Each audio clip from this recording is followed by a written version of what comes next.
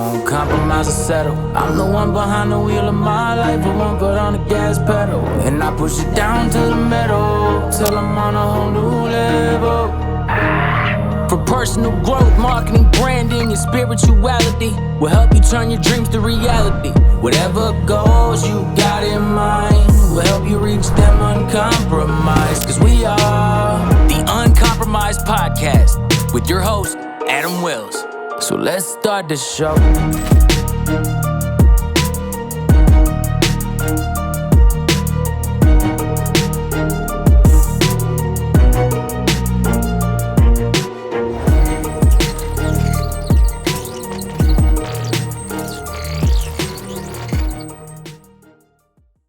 All right, guys, welcome to another episode of the Uncompromised Podcast. I'm your host, Adam Wills. All right, today, guys, let's talk about being uncompromised in our businesses and generating interest in our business.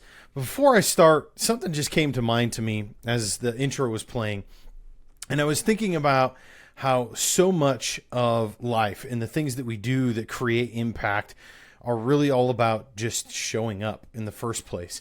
There's so many people that just never show up. They just decide to give up. And I talked about that a little bit in the last episode. A lot of people will quit at the 1 yard line, right? But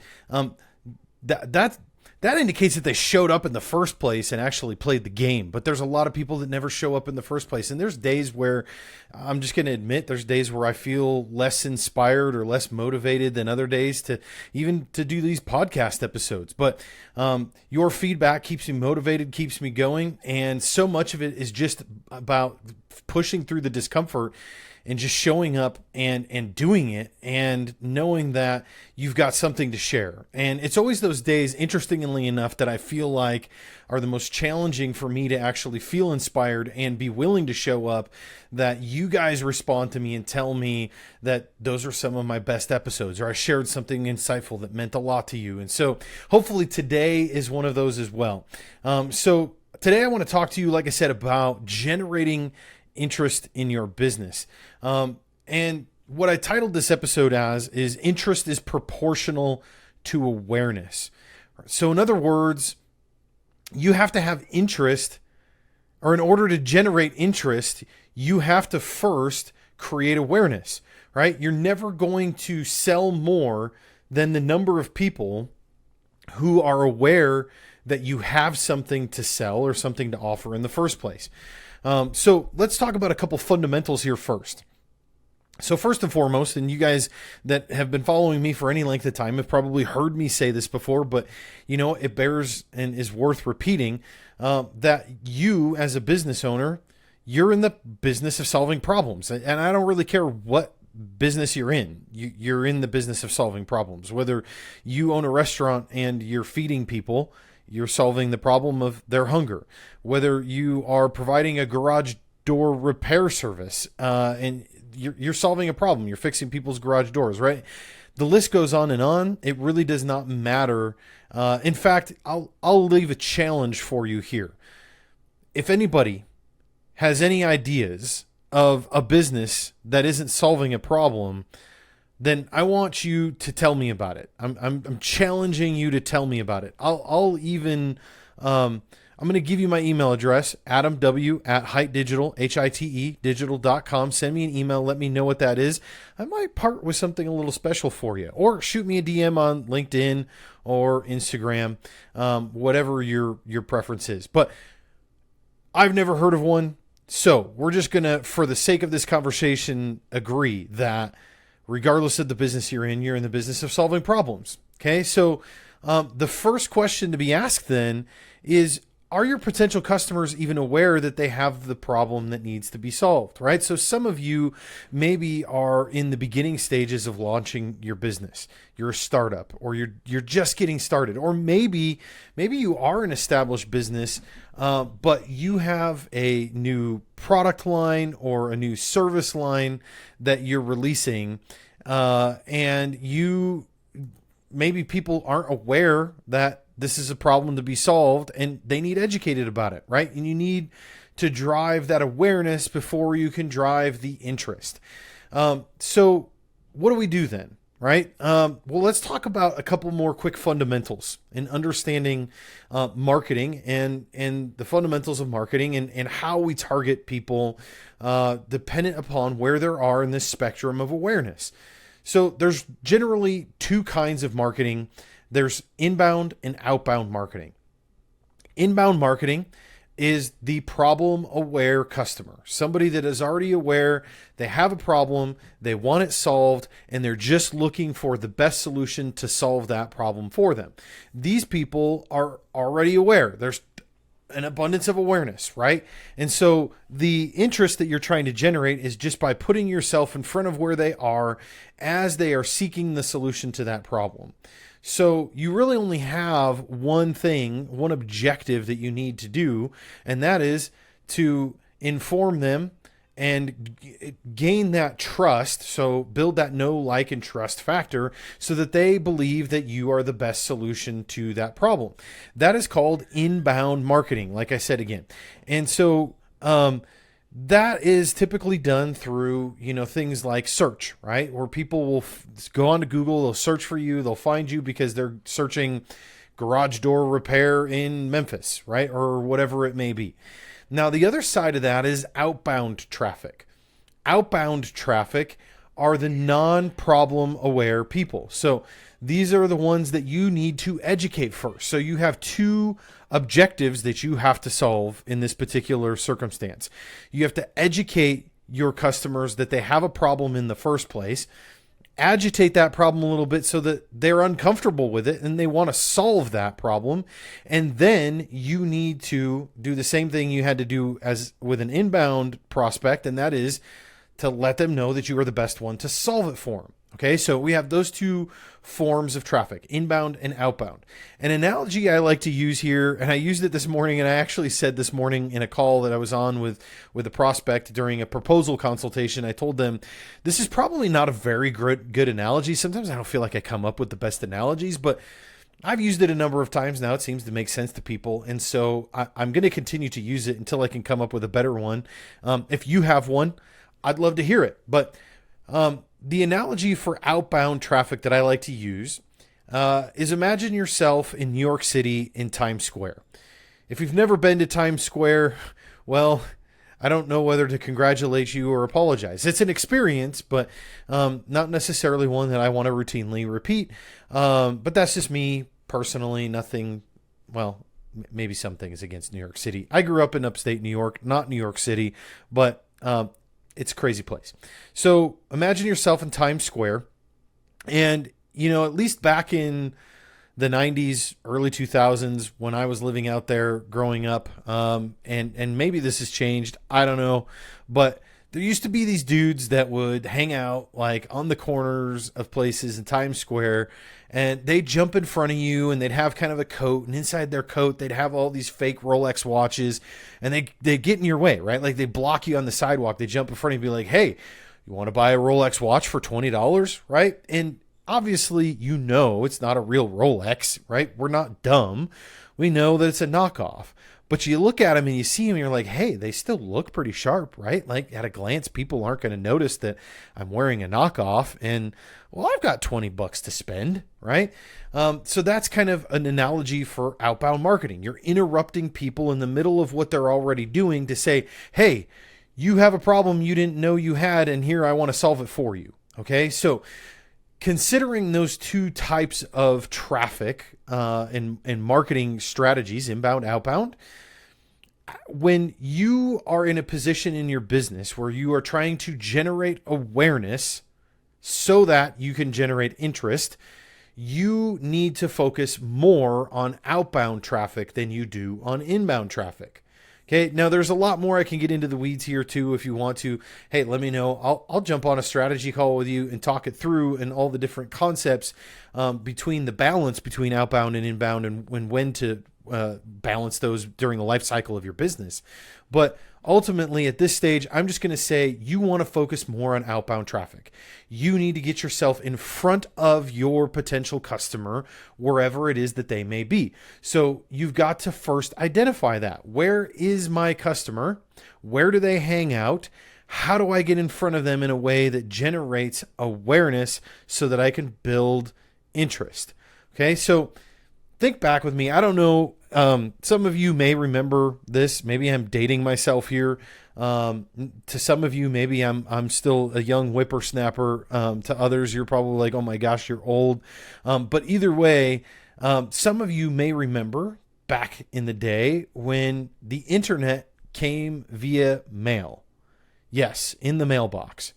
I remember back in the 90s when we used to get, well, first it was floppy disks, and then later it became CDs, right? CD-ROM disks from AOL, America Online. And if you didn't have the latest disk, the latest version of AOL, then you could not get on the internet. There just was no way. The internet had to be delivered to me through the United States Postal Service, which today I don't really trust them to deliver anything, let alone on time. But the internet used to be delivered through the mailbox, right? And that's because, think about this with me, nobody, in the grand scheme, the big picture of things, nobody knew what the internet was. Most people were like, internet, what do I do with that? Right? It's almost this mysterious thing, it was this mysterious thing then today, it was this mysterious thing then, like AI is today, is what I was trying to say. So it's looked at, or was looked at, very much in that same vein. It was kind of this mysterious thing people didn't understand, and AOL understood that. And they said, okay, well, how do we get the internet in front of people? Well, they check their mailbox, don't they? Let's put it in their mailbox. And that was how they generated awareness, right? And then through that, they would also educate us, because what came in the mail with that CD or that floppy disk?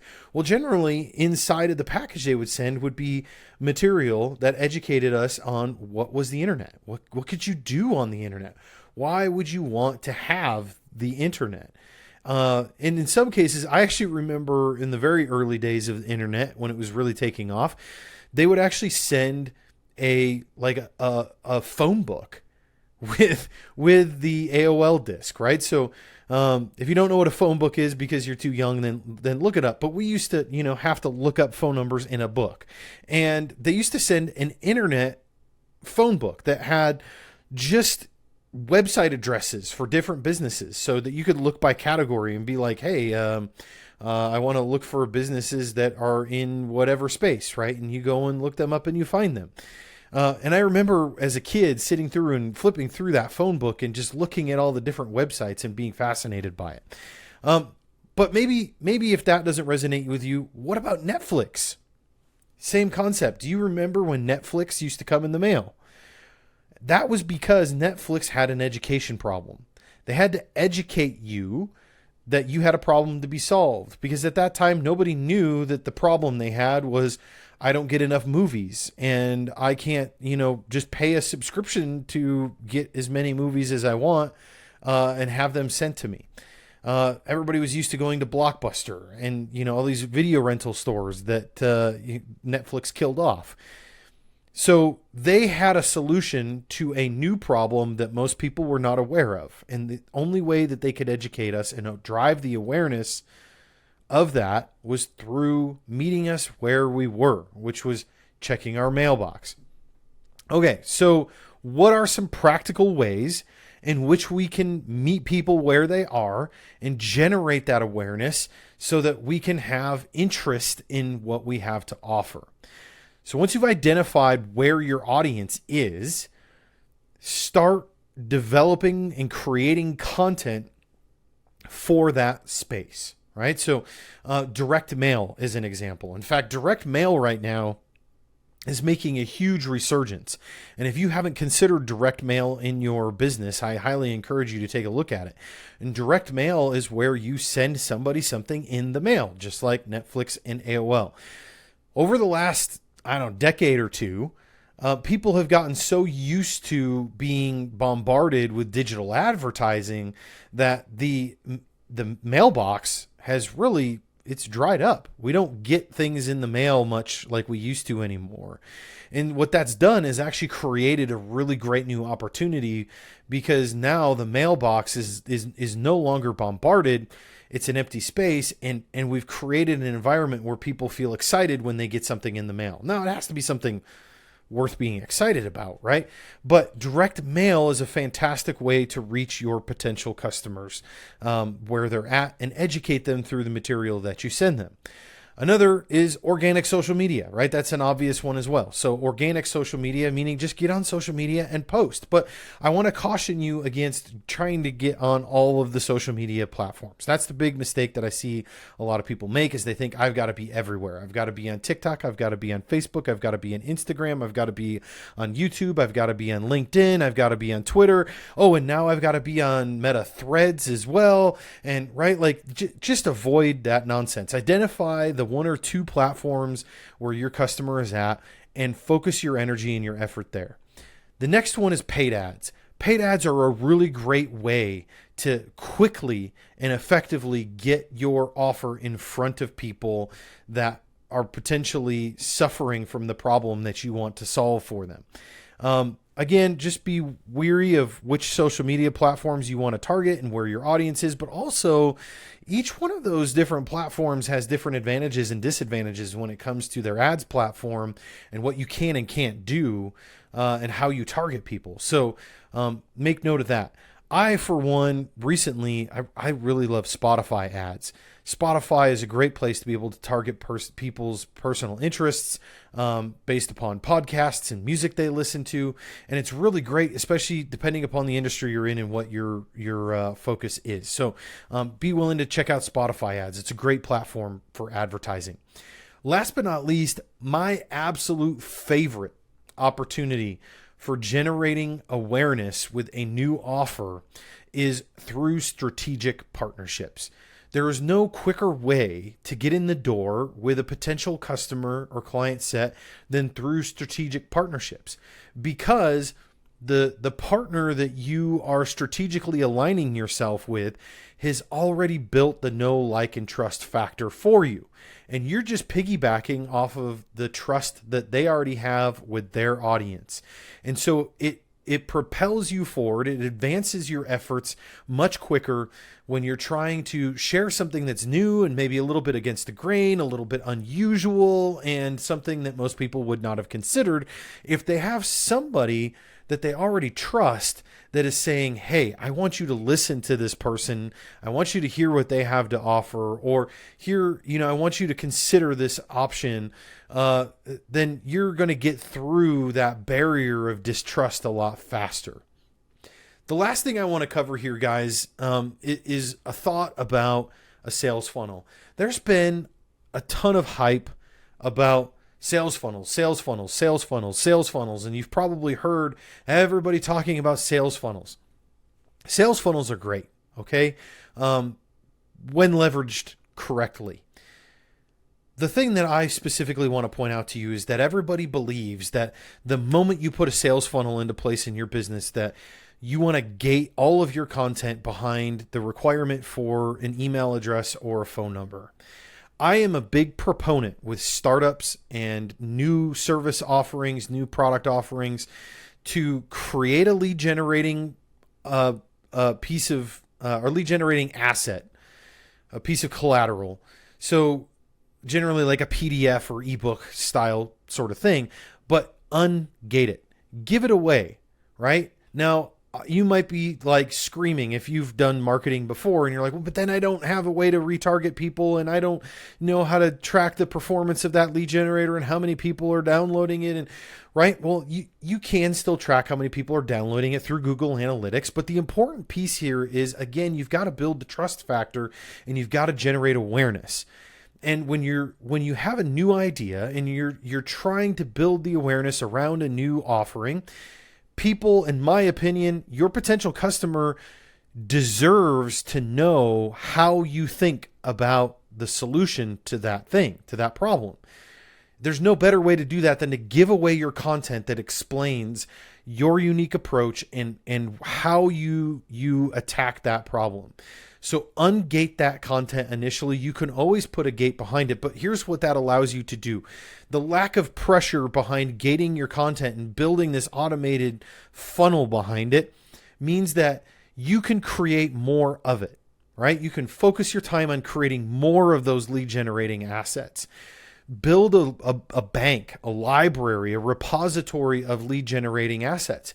Give them away for free. Try to come up with 4 to 6 lead generating assets around your new offering that you give away for free, and start to track the performance on downloads.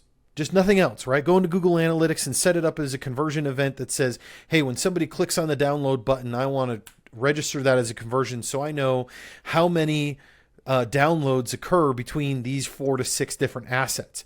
Track that over time, maybe a couple months or whatever it takes before you start seeing the awareness build. And then identify which one is your highest performing lead generating asset and take that one and build a funnel behind it. Take that one and start running ads to it. And that's how you're going to generate massive awareness and then interest in what you have to offer. All right, folks, that's all I've got for today. I'm going to go ahead and sign off. But hey, I want to ask you again, and I know I ask this a lot, but I really mean it because it's important to me. I really want more people to become aware of the Uncompromised Podcast, and I can't do that without your help. I need you to go to whatever podcast listening app that you love to use, and please give a 5-star review for the podcast because that helps other people find the show. So please do that, and until next time, remember to be uncompromised.